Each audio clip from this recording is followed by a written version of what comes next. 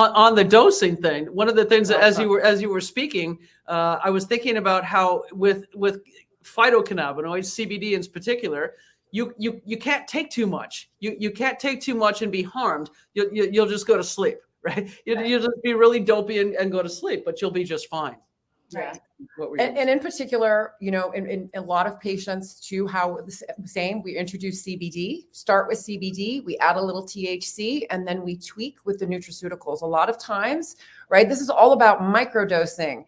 Microdosing, like we don't eat an entire pizza, we have a couple pieces. We don't have a pot of coffee. Same thing when it comes to all of these different things, and tweaking the care plan with supplements actually enhances the therapeutic potential, keeps the dosing of cannabinoids low, and you have an overall balanced approach. So the endocannabinoid dome is the endocannabinoid system, the lipid dome, the microbiome, and all of the hormonal signaling systems. So if you think about, you know, the cannabinoids, full spectrum, whole plant cannabinoids, that big blanket, right? The THC to nuance, the CB1 receptors, CBD is the main, and then the supplements to enhance, to allow, to decrease the amount of phytocannabinoids.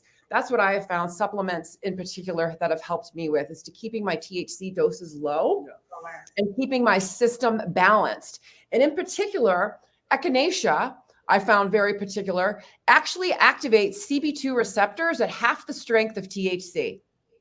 That's pretty fascinating. Yeah, right. And I didn't realize echinacea was such a powerful anti-inflammatory. I've heard about it for colds and flus and, you know, boosting your immune system. But, you know, how does it boost your immune system? How does it regulate the inflammatory response and some of the other cytokines and other receptor targets within the immune system? Yeah. So I do love nutraceuticals in the effect that it can enhance. It can help decrease the amount of phytocannabinoids that a person needs, because you're actually nudging multiple different receptor sites in multiple different systems, all for the same reason of doing what? Relieving suffering and improving quality of life. And also the economics, because if somebody is working, say, without a nurse, right, like without one of us, they might take a couple 100 milligrams of CBD and think that they need that much. Yeah. Whereas we're going to look at that and say, okay, 40 milligrams twice a day is a really great start. Now let's look at what else we can add, and what are your goals and objectives, and how do we dial that in with these other supplements? So we add another couple of those, and now the CBD works better, everything else is balanced, and they're not spending a fortune. Yeah, absolutely.